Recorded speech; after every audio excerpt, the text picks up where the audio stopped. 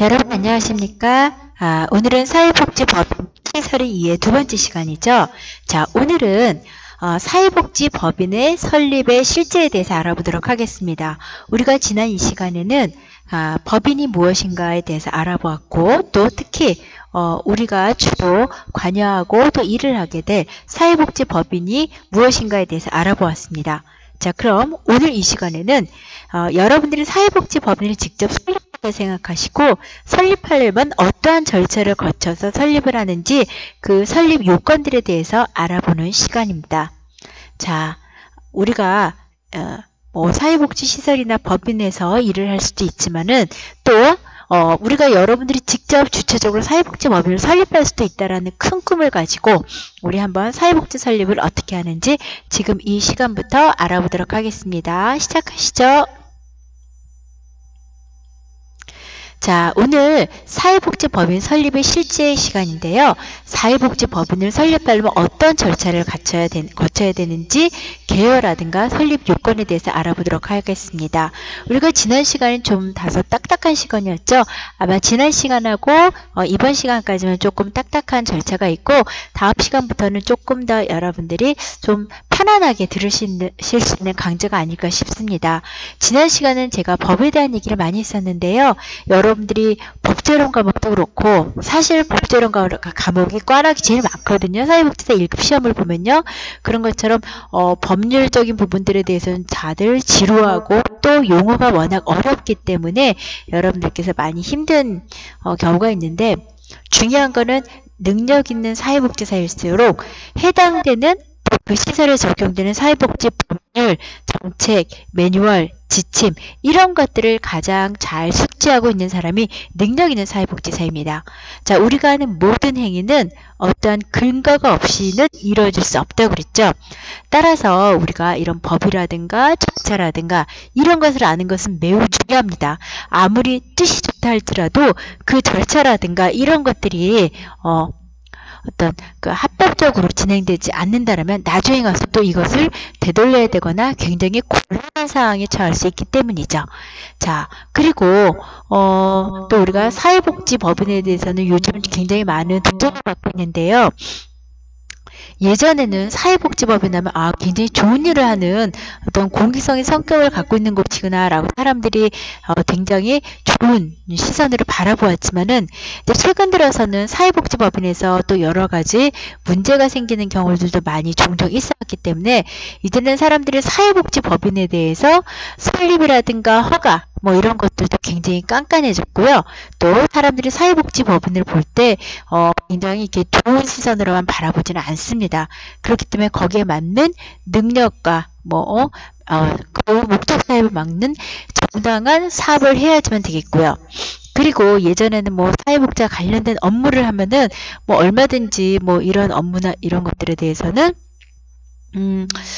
업무를 진행하는 거 굉장히 좀 수월하고 사회복지법인만 하면은 이렇게 사람들이 많이 찾아오고 그랬지만 요즘에는 사람들이 다 똑똑하고 또 어떤 그 수준이라든가 이런 부분들 요구의 수준이 굉장히 높아졌고 또 서비스에 대한 어떤 기대치가 굉장히 높아졌기 때문에 예전과 같이 어떤 수혜적인 입장 이런 입장에서는 안 되고 굉장히 전문적이고 제일 높은 서비스일 때만 또 사람들이 찾아가는 형태로 지금 굉장히 많이 바뀌고 있습니다. 자, 그래서 우리가 오늘은 사회복지법인 설립하는 거에 대해서 좀 알아보도록 하겠습니다.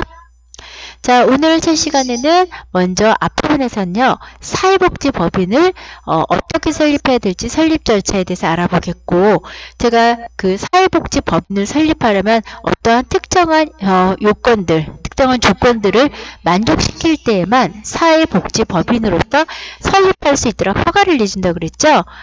그리고 또 사회복지법인의 어떤 기관에는 어떤 것들이 좀 갖추어져 있어야 되는지 이런 것들에 대해서 알아보도록 하겠습니다. 이 3절 같은 경우에는 여러분들이 실제 사회복지 현장에서 많이 잘 아르고 접하게 되는 일들이에요. 예. 자, 그럼 여러분들 이제 어느 정도 준비가 되셨으면 바로 시작하겠습니다. 자, 사회복지법인을 설립하는 절차를 아주 간단하게 1단계, 2단계, 3단계로 나눠보았습니다. 자, 여기서 1단계는요. 제가 사회복지법인을 설립하려고 그래요. 그러면 제가 신청인이 되겠죠? 신청인이 법인 설립 신청을 하러 어디로 가요? 시, 군, 구로 갑니다. 그 법인이 실제 사업을 하거나 또 있게 될 시, 군, 구에 직접 찾아가요. 그러면은 2단계예요. 그러면은 그 시군구에서 제가 법인 설립을 하고자 합니다 하고 신청서를 냈어요.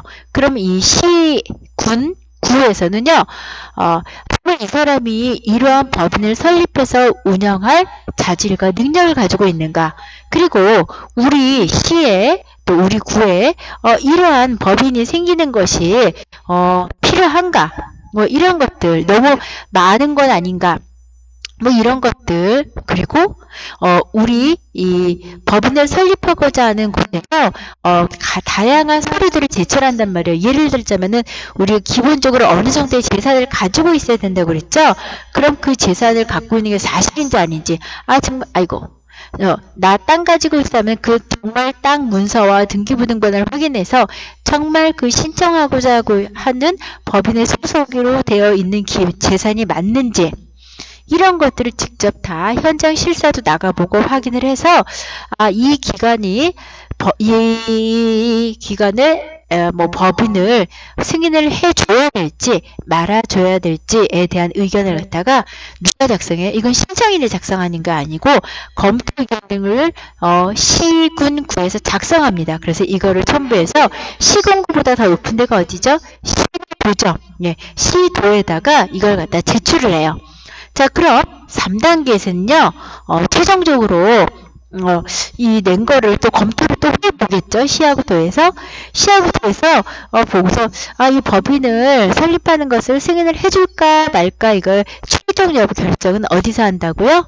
시나 도에서 합니다. 자, 그래서 사회복지법인의 설립 절차를 1단계, 2단계, 3단계로 간단히 알아봤는데요. 자, 그럼 우리가 이 내용을 조금 더 세부적으로 알아볼까요? 자, 사회복지법인 설립 절차의 개요 1단계입니다. 신청하고자 하는 사람이 법인 설립 신청서를 써서 어디를 가지고 간다고요? 시군구로 가요. 그런데 자, 여기 보시면요, 사회복지법인을 설립하고자 하는 자는 항상 뭐가 근거가 있어야 돼요. 행위의 근거.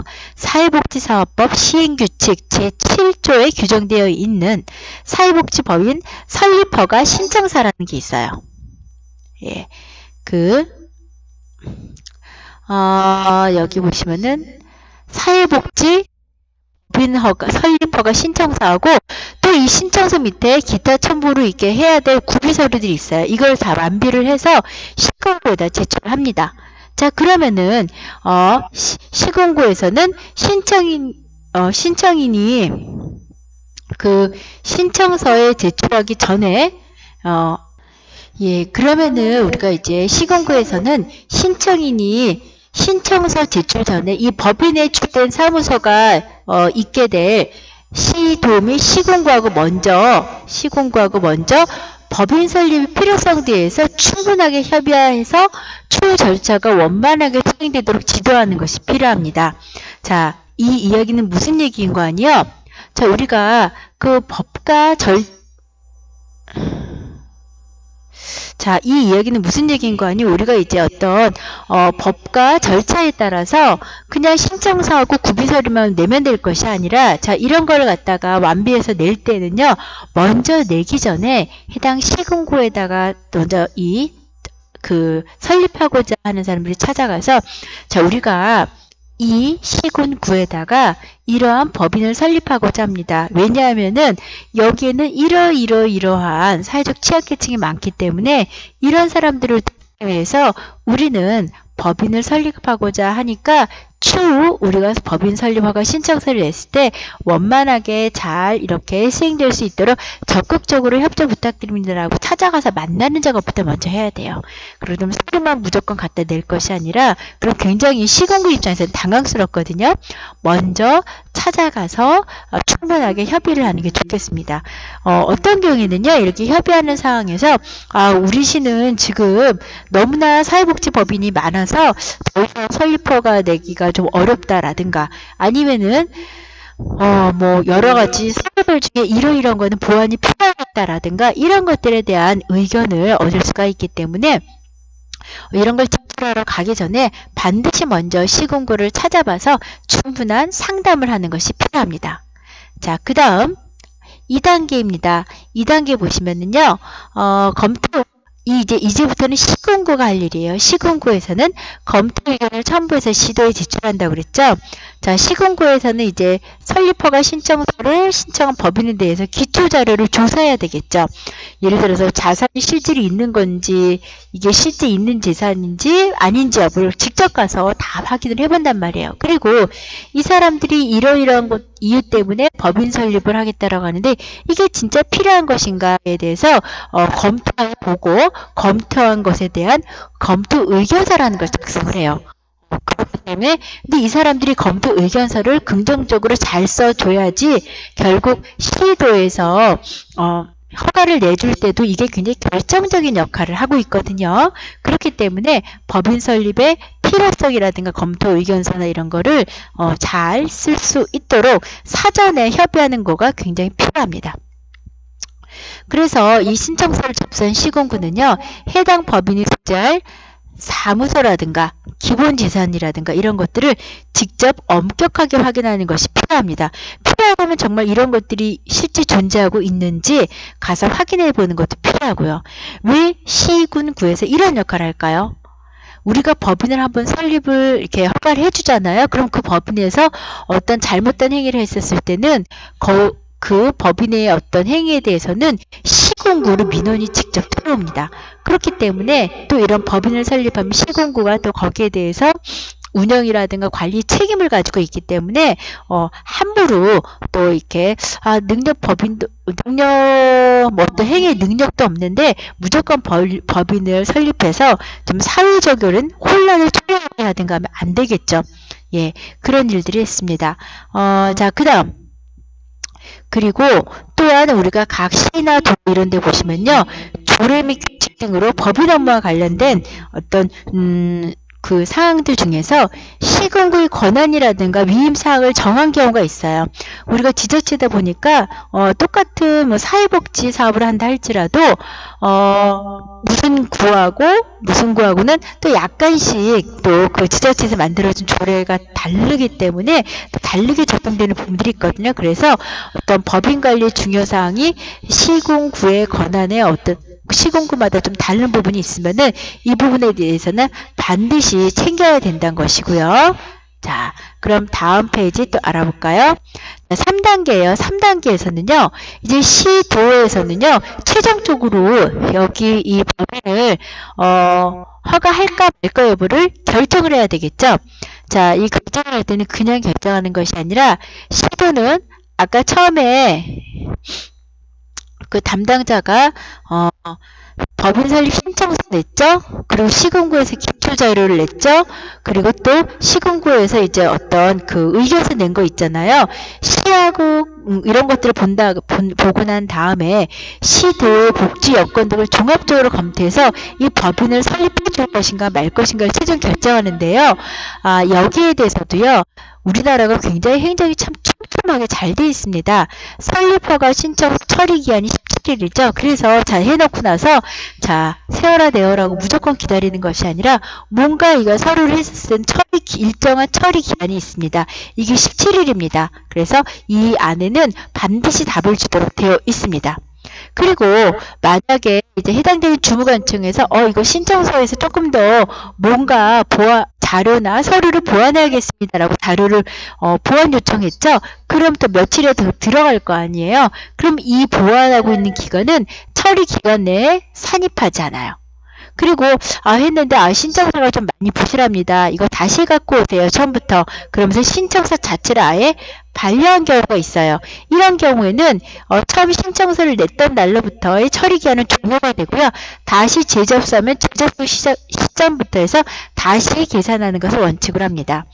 그리고 우리 시도에서 최종적으로 허가하기 전에는 반드시 이 법인에서 목적사업에 해당하는 기본적인 지상을 갖추었는지 이 여부를 엄격하게 심사해요. 왜냐하면 법인이 되면 어떤 개인보다 훨씬 더 막강한 힘을 갖출 수가 있기 때문에 이 부분에 있어서는 어떤 분명히 이런 행위 능력을 가지고 있는지 여부를 알아봐야 된다고 그랬죠. 그리고 어떤 경우에는요, 그 법인이 실제 소지하고 있는 것은 뭐 이쪽 시인데, 그리고 실제 사업 대상 그 옆에 있는 인근 시까지, 즉 2개 이상의 시도에 걸쳐 있는 법인에 대해서는 관련 시도의 의견을 충분히 수렴함으로 결정해야 된다라는 거예요. 실제 우리가 어떤 법인 중에는요, 그 법인은 경기도에 있는데 실제 그 시설은 경기도에 있는데 그 시설을 운영하고 있는 주체인 법인은 서울에 있고, 이런 경우가 있어요. 이렇게 2개 이상의 시도에 걸쳐 있을 때는 서울시하고 경기도의 의견 모두를 다 잘 수렴해야 된다는 얘기고요. 자, 그러면은 사회복지법인을 설립할 때 구비해야 될 서류가 있다고 그랬죠? 어떤 서류들이 있는지 알아볼까요? 먼저 우리가 설립허가 신청서라는 서식이 필요하다고 그랬죠? 그리고 이걸 굉장히 잘 써야 되거든요. 왜 우리가 이러한 법인을 설립하고자 하는가? 설립에 대한 취지서를요, 어떻게? 6가 원칙에 의해서 기재합니다. 누가 언제 어디서 무엇을 어떻게 하기 위해서 이러한 법인을 설립하고자 합니다. 이 설립 취지가 이 좀 법인에서 하고자 하는 어떤 목적 사업이 이 설립 취지서만 봐도 탁 한눈에 이해가 되게끔 이런 것들이 아주 명확하게 다 있어야 되겠고요. 그리고 우리가 사회복지법인을 설립하려면은 이미 그 전에 사람들이 모여서 어떻게 우리가 이런 걸 어떻게 끌어나가고, 이 법인에 대한 재산을 우리가 어떻게 모이고 만들어 나가고, 뭐 이런 것들이, 그리고 임원은 누가 할 것이고, 이런 것들에 대해 먼저 회의를 한다고요. 어떤 회의요? 발기인 총회 회의를 해요.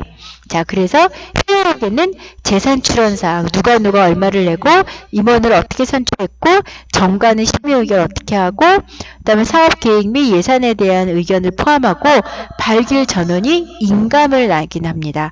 그래서 설립 발기인 명단을 다 작성하는데요. 이 명단에는 직위, 성명, 주민등록번호, 주소, 양력 이런 것까지도 간략 다 기재가 하도록 되어 있습니다. 우리가 법적인 서류에는요, 반드시 직위, 이름, 주민번호, 주소 같은 거는 반드시 들어가도록 되어 있어요. 참고로 알고 계시고요. 정관 보시면요, 법 제17조 정관 기재사항을 반드시 기재하고 관련 법규에 어긋남이 없도록 하고, 발기인 전원이 기명, 인감 날인을 해야 됩니다. 그래서 이거 인감 날인만 받아오는 것도 굉장히 힘들어요. 사람이 많을수록. 그 다음 기원재산 목록이 있어야 된다고 그랬죠? 임원들이 또 뽑히게 되면 임원들 목록이 누구누구인가 그것도 정리가 돼 있어야 되겠죠? 그 다음에 법인이 사용할 인장, 우리 이렇게 직인이라고 하죠. 뭐 이런 것들, 그 법인 사용할 인장 같은 것도 만들어야 되겠고요. 재산 출원 증서, 예를 들어 이 출원하고자 하는 재산이 예를 들어 땅이라면은 이 땅이 어디에 소재돼 있고, 이거 감정평가액이 얼마이고 이런 것들, 그리고 이걸 누가 내고 이런 것들이 있고요. 주식이나 예금 같은 걸로 정리할 수도 있겠죠. 이랬을 때는 공증인의 어떤 공증이 필요합니다. 공증을 받아야지 정확하게 이것을 출원하겠다는 것을 법적으로 이거를 명확하게 약속해 놓은 거고요. 그 다음 재산 소유 증명 서류, 굉장히 복잡한 서류들이 많아요. 그래서 이런 법인 하나 설치하는 것이 굉장히 쉽지 않게끔, 이게 쉽고 호락호락하지 않게끔 되어 있어요. 왜냐면은 불필요한 법인이 난립하거나 이런 것을 막기 위해서죠. 자, 그 다음 재산 소유 증명서를 했고, 그 다음에 재산의 평가 조사라고 했죠. 자, 재산의 평가 조사라고 해서 기본 재산과 보통 재산으로 구분하는데, 기본 재산은 우리가 목적 사업용과 수행용으로 구분을 해서 평가 액을 일목요연하게 파악할 수 있도록 작성을 해야 되겠고요. 근데 이 부동산 같은 경우는 가격이 올라갔다 내려갔다 하기 때문에 부동산 가격 공시 및 감정평가에 관한 법률에 의해서 감정평가법인이라고 있어요. 이런 거면 또 감정해주고 평가해주는 곳인데, 여기에 감정평가서, 여기는 좀 믿을만한 곳이잖아요. 이런 것의 평가서라든가, 또는 우리가 그 나라에서 정하는 공시지가라는 게 있거든요. 이 공시지가를 기준으로 산정한 지가 확인서, 즉 땅의 가격에 대한 확인서를 반드시 첨부를 하도록 되어 있습니다. 예금 같은 경우에는 우리가 또 은행 같은 데 가면은 또 현재 예금이 얼마 들어있는지 이런 거 예금 잔고 증명서라든가 이런 것들 은행에서 만들어주죠. 그래서 그 다음에 뭐 개별 공제시가 확인서로 첨부서류에 대한 정보를 확인할 수 있는 경우에는 그 확인으로 첨부서류를 가림하기도 하고 이렇게 어떤 자산과 관련된 서류를 갖고 오고요. 자, 그 다음에 또 우리가 해야 될 거는 자, 그 다음에 사회복지법인의 설립 요건으로 해서 우리 비영리 법인에 대해서 알아볼 건데요. 자, 사회복지법인은 아까 영리 추구가 목적이라고 그랬어요. 비영리 추구가 목적이라고 그랬어요. 바로 비영리 추구의 목적을 가지고 있다고 그랬죠. 그래서 우리가 사회복지법인은 사회복지사업법 제2조에 사회복지 사업을 수행할 목적으로 설립되어야 된다고 얘기했고요.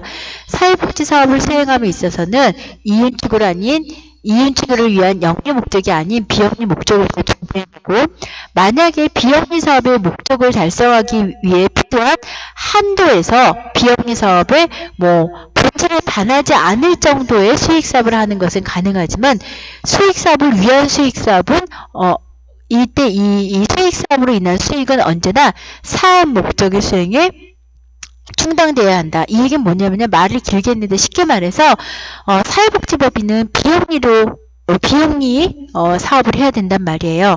그런데 우리가 이 사회복지법인에서 사업을 하는 데 있어서 예를 들자면은 지금 이렇게 코로나로 인해서 갑작스럽게 굉장히 경제적인 어려움에 빠져 있는 사람들이 있다. 마스크를 구하지 못하고 있는 사람이 있다. 막 이런 경우, 이런 경우도 있을 수 있겠고, 또 우리 지역에 굉장히 희귀 질환으로 인해서 수술비가 없어서 고통받는 난치병 환자가 생겼다. 이랬을 때는 그 사람을 돕긴 도와야 되는데 지금 그 기간에 1년치 정해져 있는 예산 안에서는 뭔가 하기가 어려워요. 이럴 때는 뭐예요? 우리가 복지기관 같은 데에서 바자회라든가 일일 채집하는 거 많이 보셨죠? 그래서 그 사업은 복지관 직원들을 갖기 위해서 하는 것이 아니라 어떤 목적을 띠고 예를 들어서 어떤 자립생활 자금을 마련한다라든가 뭔가를 그 비영리 사업의 본질에 맞는 그런 사업을 그런데 맞춘 수익 사업은 가능은 해요. 하지만 그걸 통해서 만들어진 수익금 같은 경우에는 반드시 그 목적 사업의 수행에 충당해야지 이거 할 때에는 난치병 환자분들을 위해서 수술비 마련한다고 해놓고서 실질적으로 가서는 그 돈을 딴 데 쓰거나 그렇게 하면 안 된다라는 뜻입니다.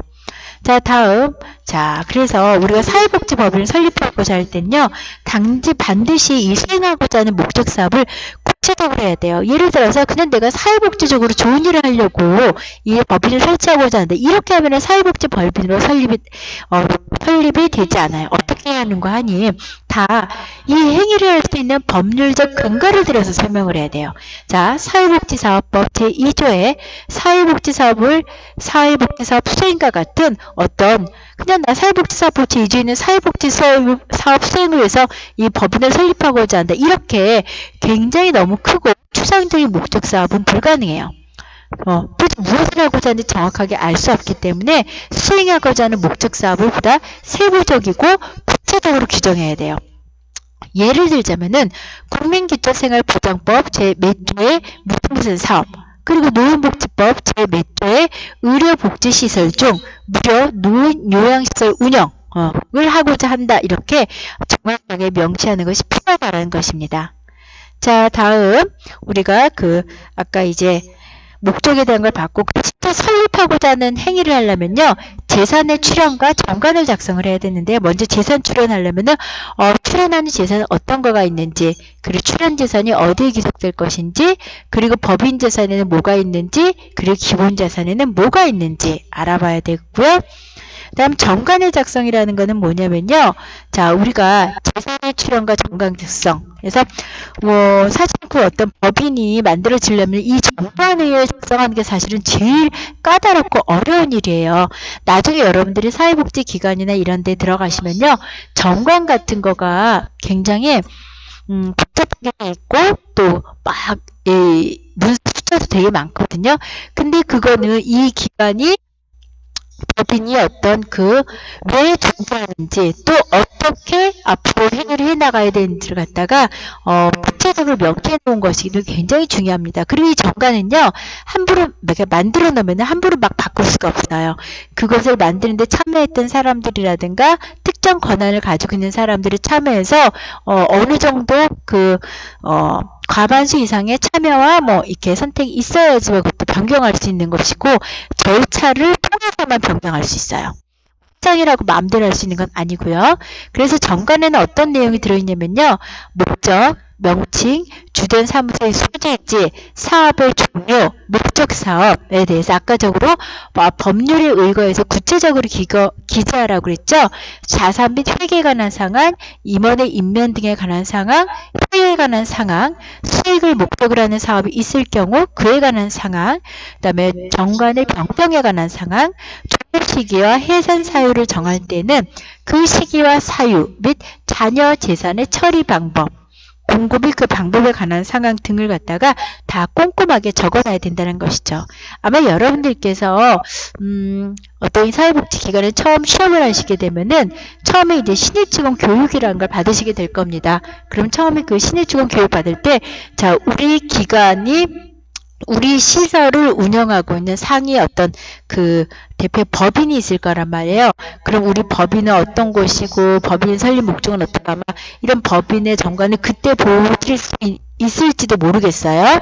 그래서 도대체 우리 법인에서는 왜 이걸 만들었는가, 어떤 사업을 하기 위해서 우리가 이런 시설이 생겼는가, 이런 것들에 대한 것들을 갖다가 명확하게 다 정리를 하도록 돼 있고요.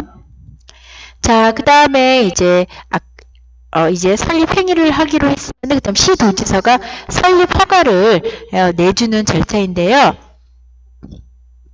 시군구에서 아까 검토 의견을 작성해야 된다고 그랬죠. 그래서 자산이 실제 존재하고 있는지에 대한 결과서, 그리고 법인 설립의 필요성에 대해서 나는 이 법인 설립에 찬성하네 반대하네 의견 내겠죠. 그럼 의견서 내고요. 그 다음에 여기 보시면 허가 기준을 보시면요.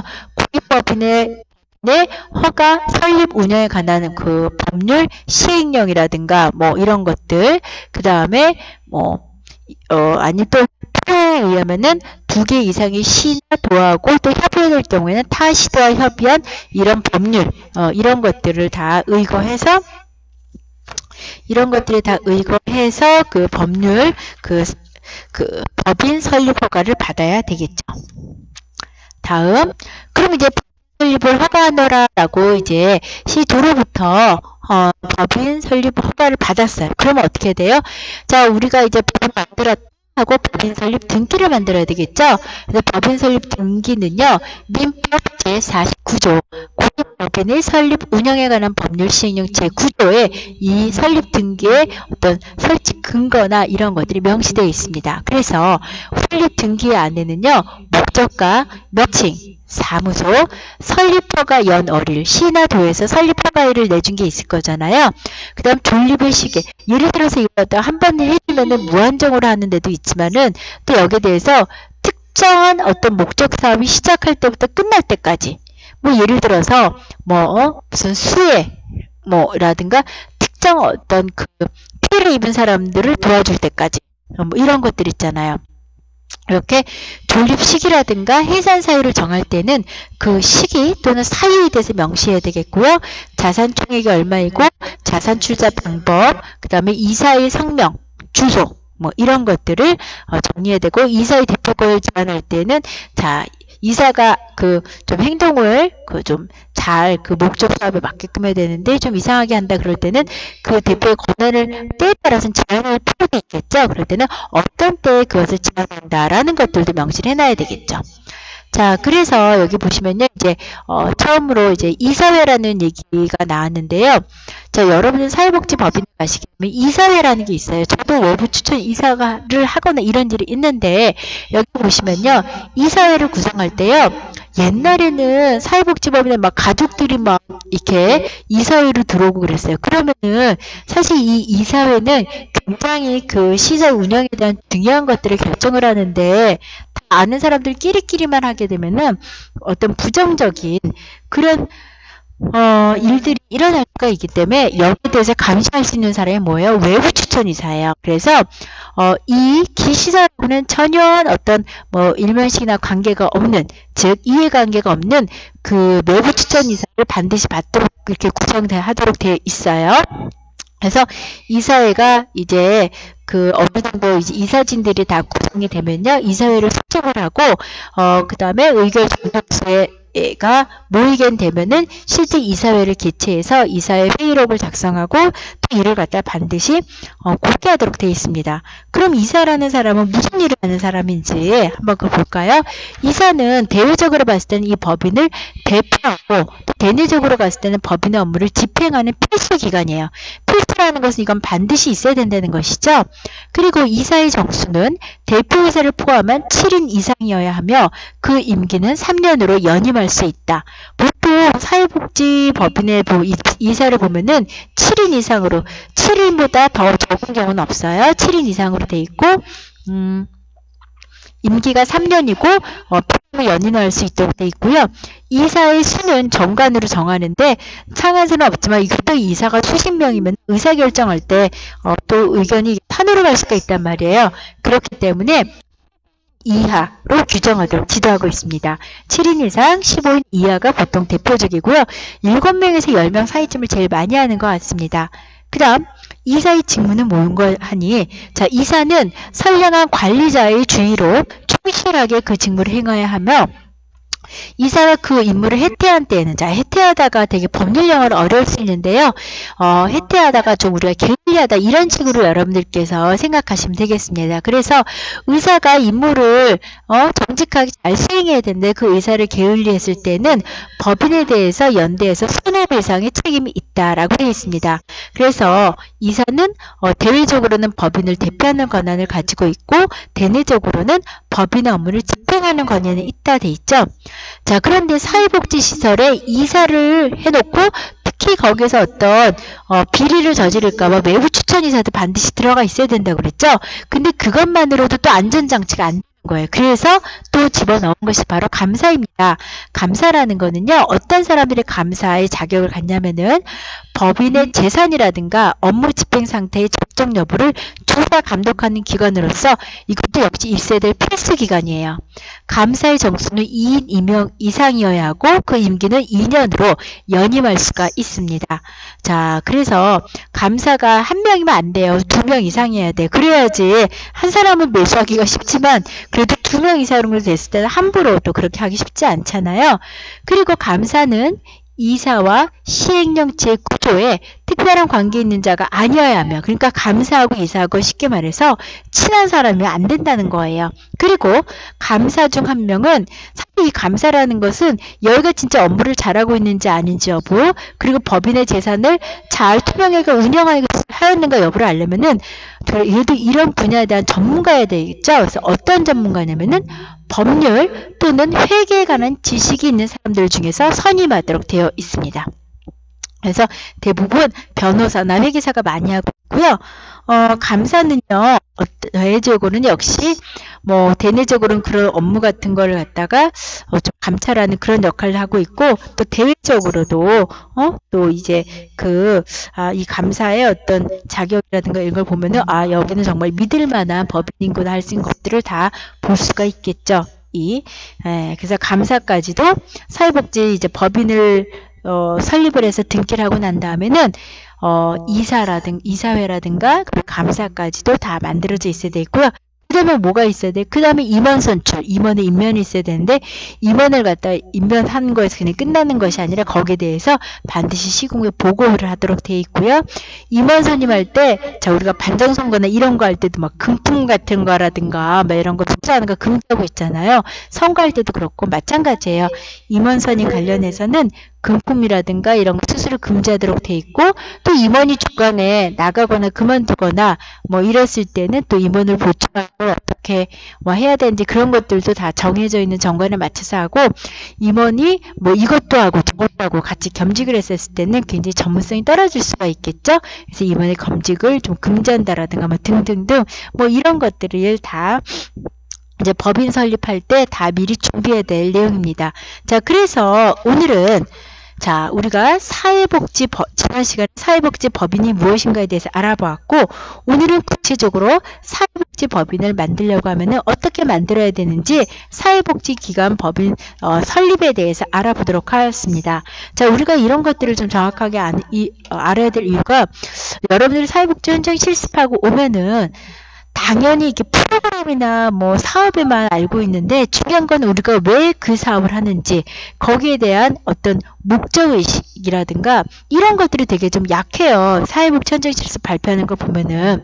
그리고 보면은 그 시설에 대한 어떤 그 설명이나 소개는 잘해오는데, 그 시설을 운영하고 있는 해당 그 주체가 되는 법인이 어디이고, 그 법인은 왜 만들어졌는지, 법인 설립의 어떤 이런 목적성이라든가 이런 것들은 또 발표를 안 하고 넘어가는 경우들도 너무 많이 있어요. 근데 우리가 어떤 사회복지시설은 조직을 통해서 발현을 되는 것이기 때문에 그 조직사를 잘 이해하려면은 무엇보다도 사회복지법인이나 기관에 대한 이해가 우선시 되어야 되거든요.